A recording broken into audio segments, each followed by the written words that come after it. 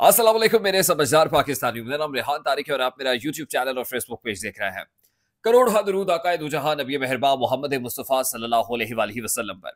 इस दौर इस उम्मीद के साथ इस व्लॉग का आगाज करते हैं कि अल्लाह रब्बुल इज्जत इस मुल्क के फैसला साजों के दिलों में समझदार पाकिस्तानियों के लिए नरमी पैदा कर दे। एक वीडियो खासी वायरल हो रही है। इस वीडियो में chief of the army staff general Asim Munir दाएं जानिब बिल्कुल वस्त में सऊदी शहजादा और सऊदी शहजादे के बाएं जानिब वजीर आजम इस्लामी जमहूरिया पाकिस्तान शहबाज शरीफ बैठे हुए हैं। ये वीडियो वायरल क्यों हो रही है?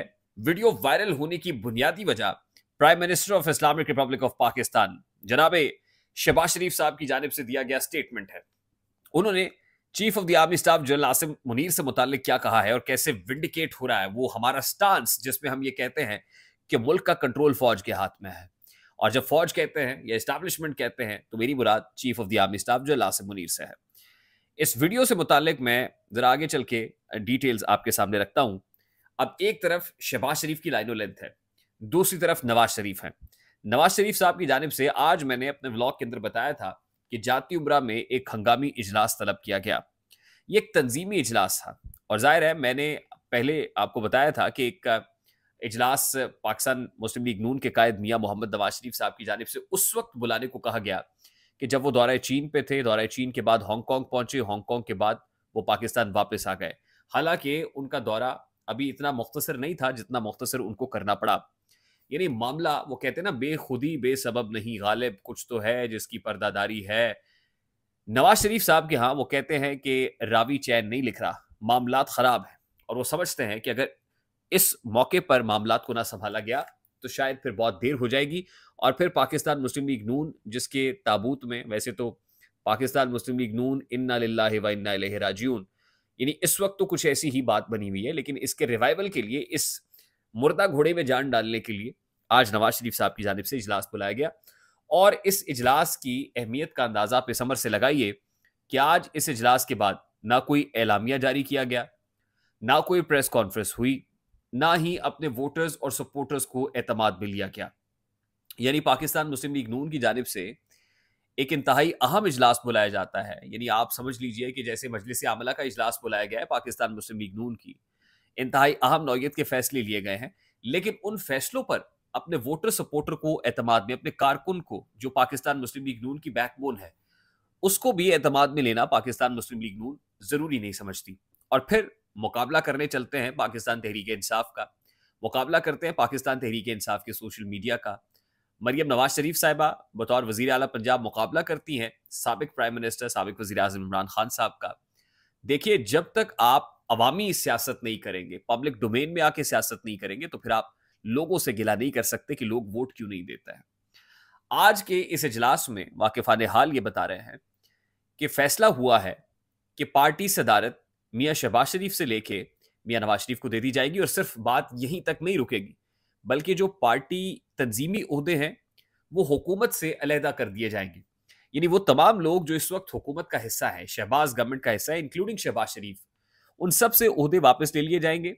और पैरेलल पार्टी की तंजीम साजी में जो तंजीमी ओहदे हैं, यानी पार्टी का सदर कौन है, सेक्रेटरी जनरल कौन है, ज्वाइंट सेक्रेटरी कौन है, सेक्रेटरी इंफॉर्मेशन कौन है, जिले सुदूर कौन है, अस्सिर नो दोबारा से तंजीम साजी होगी, दोबारा से तश्कील होगी और पार्टी के जो ओहदे हैं उनकी दोबारा से जो है वो डिस्ट्रीब्यूशन होगी। अब चीफ ऑर्गेनाइजर पाकिस्तान मुस्लिम लीग नून मरियम नवाज शरीफ साहिबा हैं, नायब सदर हैं। तो सवाल तो ये भी है कि वो भी वजीर आला पंजाब हैं, हुकूमत में है। अगर जवाज ये दे कि मसरूफियत की वजह से ओहदे लिए जा रहे हैं, तो क्या मरियम नवाज शरीफ से नायब सदारत का ओहदा और चीफ ऑर्गेनाइजर का जो बड़ा अहम ओहदा होता है जब आप तंजीम साजी करने जा रहे होंगे, और मरियम नवाज शरीफ साहिबा दूसरी तरफ chief executive of the province है, पाकिस्तान के सबसे बड़े सूबे की वजीर आला है, तो क्या उनकी मसरूफियत नहीं है? तो क्या उनसे भी आप ओहदा वापस लेंगे या सिर्फ ये सिलेक्टिव लोगों से ओहदे वापस ले लिए जाएंगे? और बुनियादी तौर पर ये शहबाज साहब पे को नजला गिराना है और ये साबित करना है कि शहबाज साहब, क्योंकि उनकी लाइन लेंथ एस्टैब्लिशमेंट के साथ है, उनकी लाइन लेंथ फौजियों के साथ है, जबकि नवाज शरीफ साहब बिल्कुल डिफरेंट सोचते हैं। नवाज शरीफ साहब ये समझते हैं वोट को इज्जत मिलनी चाहिए। नवाज शरीफ साहब ये समझते हैं कि मज़ामत की सियासत होनी चाहिए। नवाज शरीफ साहब ये समझते हैं कि सियासत में मुदाखलत नहीं होनी चाहिए किसी की। इस तरह का एक बयानिया बनाने की पैरेलल कोशिश की जाएगी। और 11 मई की तारीख मुकर्रर की गई है जिस रोज ये पार्टी सदारत शहबाज शरीफ साहब से लेके नवाज शरीफ साहब को दे दी जाएगी। तो पाकिस्तान मुस्लिम लीग नून के लिए सब कुछ ठीक नहीं है, यानी रावी चैन ही चैन नहीं लिख रहा है। दूसरी इंपॉर्टेंट चीज, मैं अदालत से खबर आपके सामने रख दूं, उसके बाद मैं बढ़ता हूं उस खबर की तरफ जो पाकिस्तान और सऊदी अरेबिया के माबैन जो एक तिजारती वफ्द सऊदी अरेबिया से आया और सरमायाकारी कॉन्फ्रेंस जारी थी, उसका आज दूसरा रोज था और आज इख्तितामी रोज जो तकरीब का एहतमाम किया गया। मैं जरा उसकी डिटेल्स आगे चल के आपके सामने रखता हूं, लेकिन आज जस्टिस बाबर सत्तार साहब की तरफ से एक और काम किया गया। एक जज है जो डटा हुआ है, जो एस्टैब्लिशमेंट के खिलाफ सीसा पिलाई हुई दीवार बन के खड़ा है। अब जस्टिस बाबर सत्तार और उनकी पूरी फैमिली की जिस अंदाज में ट्रोलिंग सोशल मीडिया के ऊपर हुई, जस्टिस बाबर सत्तार ने एक खत chief justice Islamabad high court justice Aamir Farooq को लिखा है और कंटेम्प्ट की कार्रवाई इनिशिएट करने की दरखास्त की गई है। यानी बाज़ाब्ता तौर पर अब तौहीन अदालत की कार्रवाई का आगाज होगा और वो तमाम अनासर जो जस्टिस बाबर सत्तार को आड़े हाथों लेते रहे हैं, जिन्होंने सोशल मीडिया पर उनके अगेंस्ट, उनकी फैमिली, उनके बच्चों के अगेंस्ट तरह तरह की बातें की, अब उनके गिर्द घेरा तंग होने जा रहा है। बिल्कुल उसी तरह से जैसे कुछ लोगों को जस्टिस काजी फायज ईसा की ट्रोलिंग पसंद नहीं आई थी, तो सहाफियों पर मुकदमात बने थे, सहाफियों को एफआईए ने नोटिस भेजे थे, उनको एफआईए ने कॉल अप नोटिस भेजा, बिठाया गया और असद तूर को तो अंदर भी दिया। यानी जस्टिस काजी फायज ईसा की ट्रोलिंग हो तो तौहीन अदालत है, तो क्या जस्टिस बाबर सत्तार या जस्टिस मोहसिन अख्तर कियानी या जस्टिस अतर मिनल्लाह से मुतालिक या किसी और जज के मुतालिक को बात हो रही है, तो क्या वहां पर बिल्कुल ऐसा ही सुलूक नहीं होना चाहिए जैसा जस्टिस काजी फायज ईसा के मामले में हुआ? तो बिल्कुल होना चाहिए। फिर खत लिख दिया है और जाहिर है बाद में जब कोई कहे कि जी इन जजेस ने अपने तौर पर क्या अपने इख्तियार को इस्तेमाल क्यों नहीं किया, तो इख्तियार इस्तेमाल कर रहा है। एक जज डटा हुआ है जो अपने इख्तियारात का इस्तेमाल कर रहा है और लगता ही है कि वो अपने इख्तियारात का इस्तेमाल करना जानता है। इस्टेब्लिशमेंट और जुडिशरी के माबैन ये जो इस्लामाबाद हाई कोर्ट के महाज पे जंग है, ये कहाँ थमेगी इसका कोई पता नहीं है और ना इसका कोई सिरा मिल रहा है। अच्छा, आज जो पाक सऊदी जो सरमायाकारी कॉन्फ्रेंस है उसका क्योंकि दूसरा और इख्तितामी रोज था, तो इख्तितामी रोज पर एक तकरीब का इनेकाद किया गया जिसमें सऊदी अरब से आए हुए 50-60 जो लोग हैं, जो एक डेलीगेशन है, उसके एजाज में ईशाई का एहतमाम किया गया।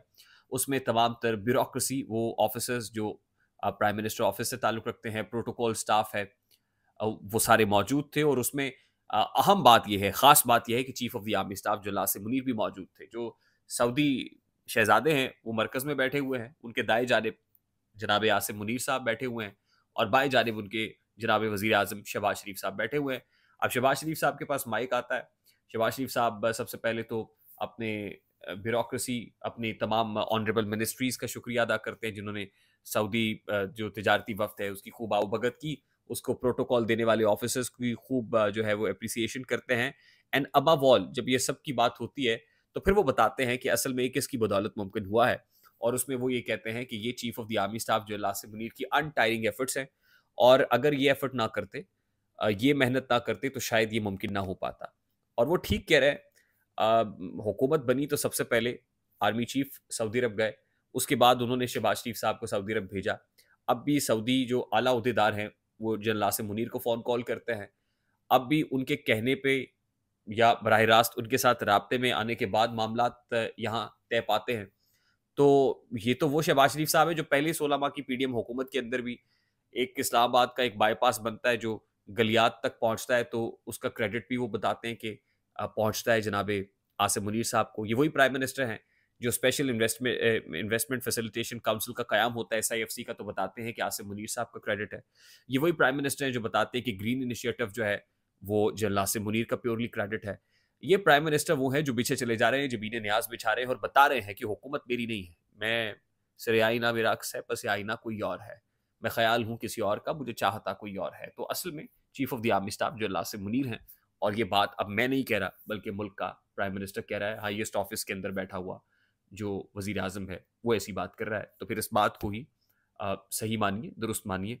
आई होप मेरी बात आप तक पहुंची होगी। अगर पहुंच जाए तो वीडियो को लाइक और शेयर करना मत भूलिएगा। चैनल पर नए तो चैनल को सब्सक्राइब कर लीजिएगा, बेल आइकन जरूर दबाइएगा। मुझे रेहान तारिक को इजाजत दीजिए, अपना बहुत सारा ख्याल रखिएगा। अस्सलाम वालेकुम।